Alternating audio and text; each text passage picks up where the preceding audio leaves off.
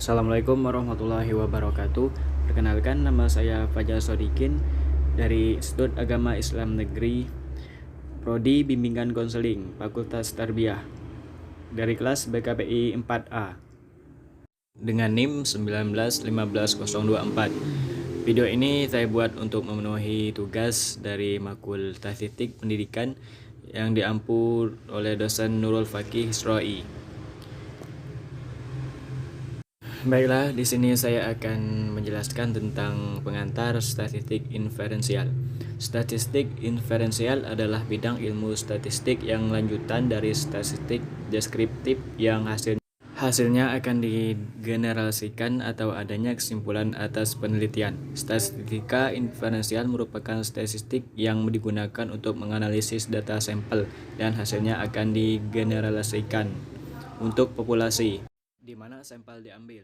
Terdapat dua macam statistik inferensial, yaitu statistik parametris dan non-parametris.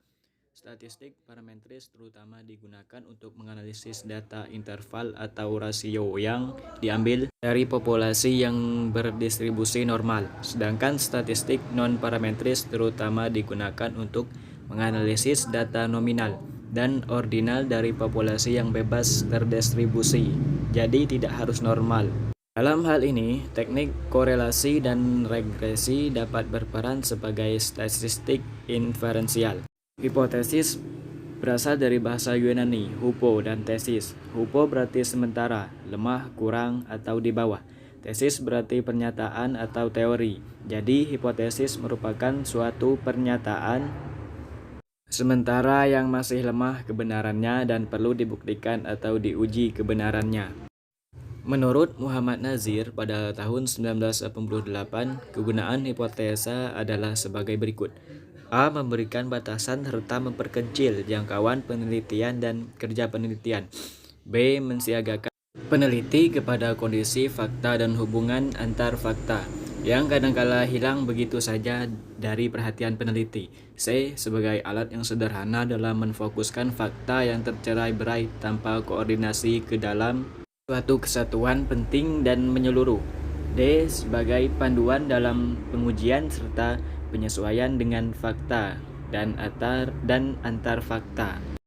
Menurut Sumardi Suryabrata dalam bukunya Metodologi Penelitian pada tahun 1990, ciri-ciri hipotesis dapat dibedakan menurut isi dan rumusannya, antara lain hipotesis tentang hubungan, yaitu hipotesis yang menyatakan tentang saling berhubungan antara dua variabel atau lebih, mendasari berbagai penelitian korelasional. Hipotesis tentang perbedaan, yaitu hipotesis yang menyatakan perbedaan dalam variabel tertentu pada kelompok yang berbeda-beda. Hipotesis tentang perbedaan itu mendasari berbagai penelitian komparatif. Konsep hipotesis pertimbangan mengekspresikan satu fenomena atau satu variabel dan atau hubungan atau pengaruh antara dua variabel atau lebih dinyatakan secara jelas dan spesifik. Serta tidak bermakna ganda, dapat diuji secara empiris. Pembagian 1. Hipotesis operasional menyatakan ketidakbenaran dari suatu fenomena atau menyatakan tidak ada hubungan antara dua variabel atau lebih. Misal, tidak ada hubungan antara motivasi belajar dengan hasil belajar. Yang kedua, hipotesis kerja atau alternatif, anggapan dasar peneliti terhadap suatu masalah yang sedang dikaji. Misal, ada hubungan antara motivasi belajar dengan hasil belajar. Yang ketiga, hipotesis statistik dirumuskan dalam bentuk notasi statistik yang didasarkan pada pengamatan peneliti terhadap populasi dalam bentuk angka-angka. Yang terakhir, yang ketiga, hipotesis asosiatif.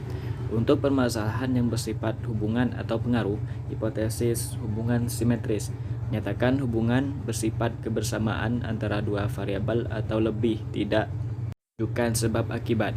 Hipotesis hubungan sebab akibat, misalnya ada hubungan antara tingkat pengangguran dengan tingkat kriminalitas. Hipotesis hubungan interaktif, hubungan saling mempengaruhi, misal terhadap pengaruh timbal balik antara kreativitas mahasiswa dengan hasil belajar. Baiklah, hanya itu yang dapat saya sampaikan. Bila ada salah kata, saya minta maaf. Kepada Allah saya mohon ampun. Saya akhiri. Wassalamualaikum warahmatullahi wabarakatuh.